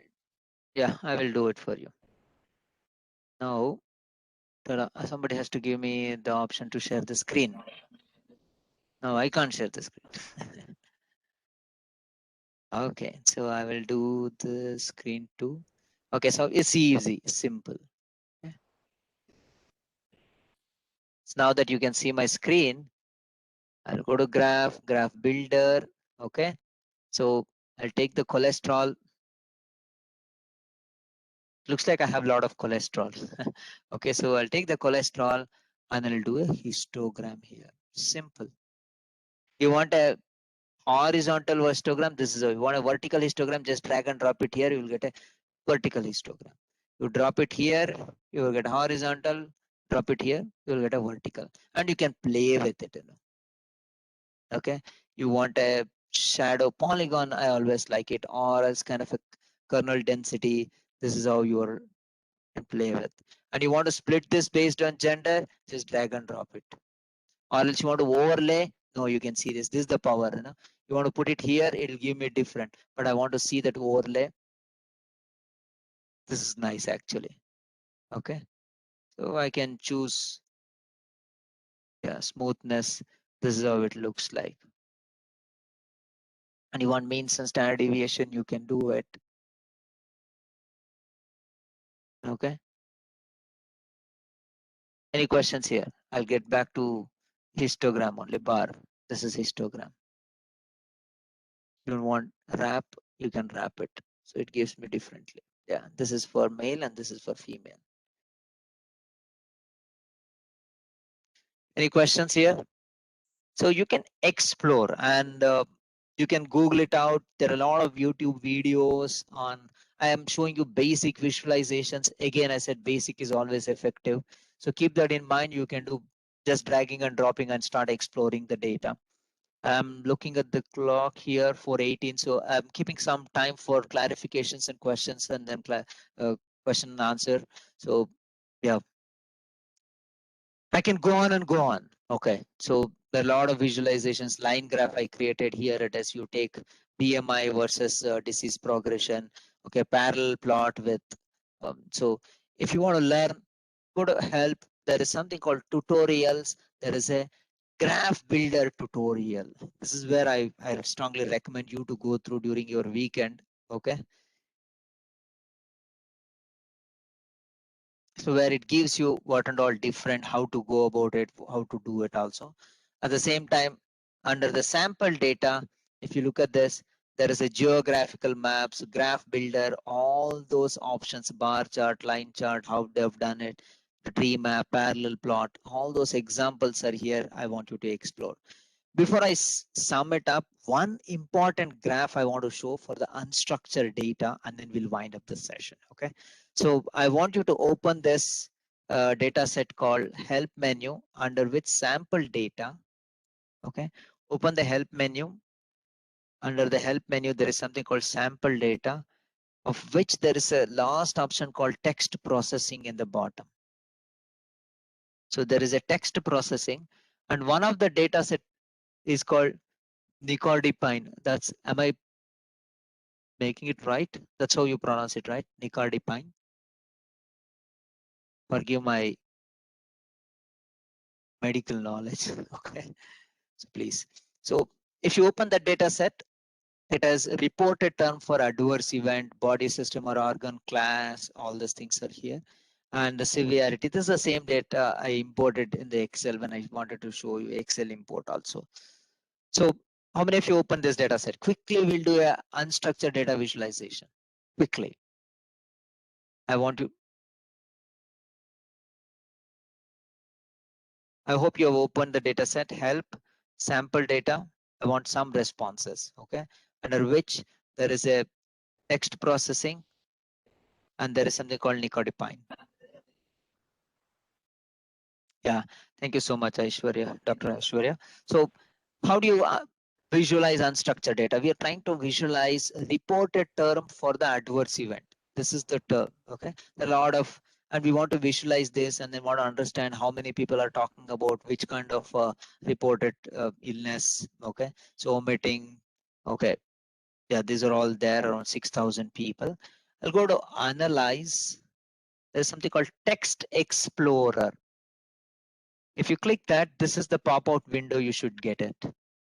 And what we're talking about is, okay, so reported illness is what we are looking at. Okay, it's a character. Or else there is an adverse event. Let's take the adverse event. Where is the adverse event? Yeah, that's the adverse event only. Is there any other adverse event kind of variable?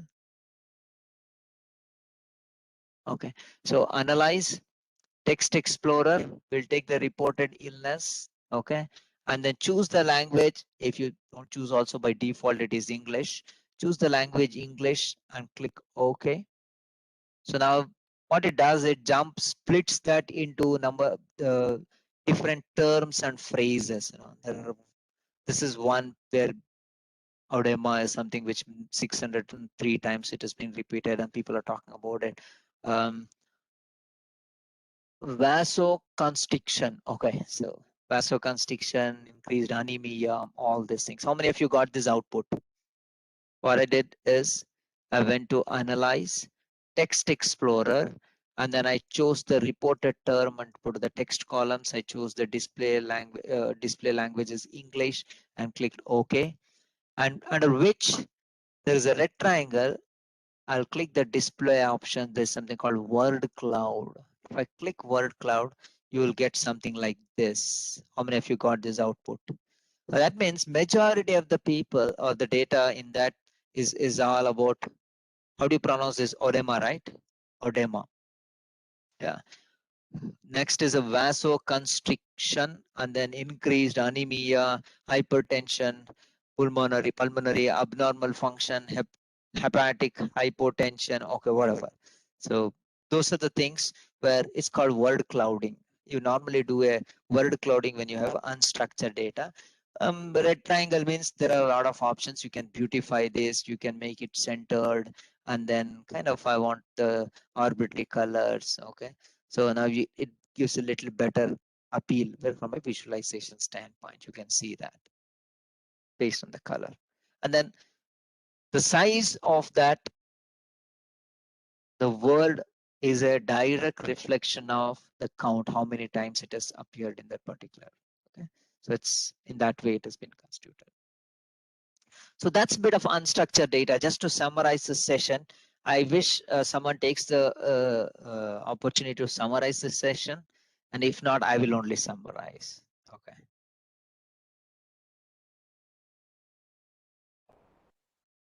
Dr. Murali, if you permit, I will summarize. This is Dr. Nandakumar here. If there's any other person, I know you're the last option for me. You're the last option for me. I know, sir. You can like also people somehow feel shy. Like online classes. Yeah. Now we have faculty online, but still. agree with if you. one of them, if one of them can just do it, they're most welcome. Like the cost of calling out names, like I don't want to. Ashwini, anyone. Summarize from the morning. I know not the morning or the afternoon, post lunch session. Yeah, you can start with explaining your lunch also. Okay. take a couple of 40, 50 seconds or 1 minute is good enough. So just whatever you learn, there's nothing, no wrong answer, no right answer here. Just you can summarize it. If not, Nandakumar sir takes over it. So just to summarize, if not, he will steal this opportunity. Anybody? Dr. Aishwarya, would you like to just say a couple of lines as to what has been discussed in the last 2 hours?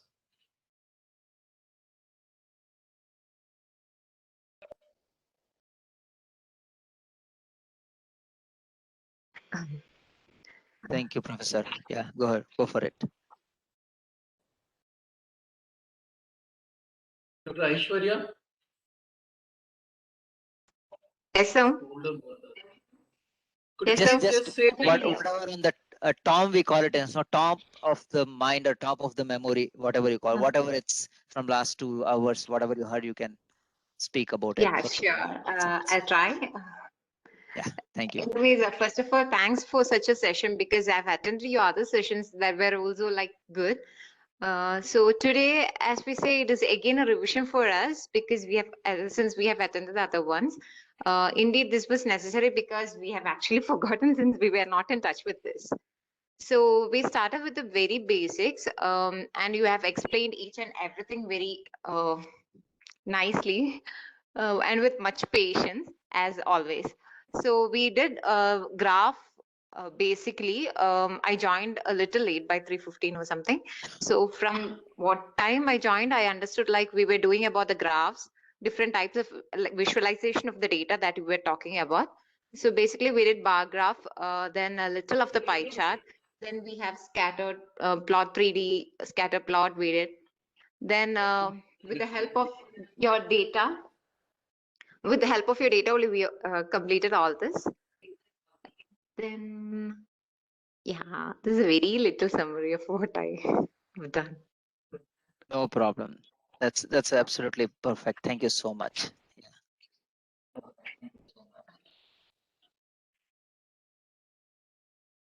Okay, so any other thoughts before I summarize? Okay, so sir, you want to take the stab or else you want me to summarize? The choice is yours, sir. No, more than this thing, like we are really honored to have you here. So at the cost of requesting you again to summarize, I will just share what are the key takeaway points for me. Okay. In terms of like, we started with understanding the fundamentals of JMP with regards to importing or onboarding the data and looking at the data characteristics in terms of the scales of the data and preparation of the data for some kind of an analysis. Once that was done, visualization as a part of like discovering the data, either the explanatory or the exploratory. That was a very good way of the usage of words, because most of the times when we are looking at data, the idea is to draw inference. So the inference, that is the reason like we try to merge both the things of inferential statistics and data visualization. And I still vividly remember that JMP is a visual tool which will help you to see things so as to understand things. So in that context, whenever we are looking at an inferential statistics, the first and foremost thing is to know what is there so that we can apply subsequently the test of significance. In biomedical sciences, especially healthcare and medical sciences, the sample sizes might not be so large to rise to the level of statistical significance, but that doesn't mean that there is no difference. So this approach of visualizing data to understand the nature, to understand the distribution, to understand the right way of depicting it to the learned viewer who can make their own valid inferences. This is the takeaway for me. The means to it are many because the software is capable, the human ability is infinite, and we can do multiple combinations, be it be the scatter plot or the geo, and so many types of data visualizations are there. But ultimately, it is the ability to use the visualization in a manner for us to draw inference is the key takeaway point. in that context, the simple graphs, be it the bar graph, the histograms, followed by both the univariate and the multivariate approach towards data visualization was what was discussed. And by and large, we use the box and error plots wherein we bring in the concept of not only the central tendency but also the variance into the plot so as to know whether the variances and the central tendency points between two or more groups are visually different, so that we can draw some statistical inference using the appropriate tests of significance, be it be the parametric or the non-parametric. And the last thing was the complex, the non-structured data, which many a times, even during entry of data, we usually, as medical doctors, tend to write it as normal vesicular breath sounds, crepitations. So this would be a very good tool, especially for clinicians and postgraduates, wherein they can do a text analysis to know what is happening there, so that you can even decide to extract only that component and try to correlate or do some further processing of such data. So the takeaway message is visualization to inference rather than inferential statistics and then putting a graph to suit that. So this is what is the takeaway. If Murli can add or sort of like correct what I have told, please, on to you, sir. No, you're absolutely right, sir. I think visualization is the first thing which starts, and then get on to the next level of descriptive statistics and the inferential statistics. Yes. You're absolutely right. And if I can request Dr. Murli for the next session, what sir. would be the things to expect, so that like we can have the concept as well for the next session. So for the next session, now that we're building on this, we'll use some of these data sets only, and then we'll make some assumptions, that is educated guesses. Okay. And then Hypothesis testing of hypothesis testing. Yeah, hypothesis testing, and then we'll do some t-test, some ANOVA, and some chi-square test to validate our assumptions or statistically understand the data through applying inferential statistical measures. Excellent. Any other questions? Or input, feedback, clarification? Yeah, any questions or listening from the participants living? So I'll request Dr. Ratai to just give a quick formal vote of thanks and conclude the session. Before the vote of thanks, just one thing, sir, the graphical representation of the world map, I thought that was very interesting, and also the 3D representation of that cholesterol data, that I think this would be like really useful, especially for the postgraduates. I personally found this the most interesting thing in the whole of today's session. These two things are like right there in my mind, and this is something which I really think can be very useful. Now, to propose a vote of thanks, I would like to thank Shalini Nguyen ma'am and our college management for always being supportive in helping us conduct these training programs. A very big thank you to Murli sir for always obliging us and giving us such an informative session right from the beginning up till now. Thank you, Nanda sir, for always being there for us and coordinating and making all this seem like really easy to do. Like we're doing literally 1 or 2 per month, and sir has always been very, very helpful with this. A big thanks to our EDP team and of course all our participants who have come. I really do hope you ask your other friends also to join in large numbers, because this is something which will be very useful for everyone. So thank you one and all, and have a great day. Oh, it's my pleasure, Professor, for the opportunity. Thank you. Thank you.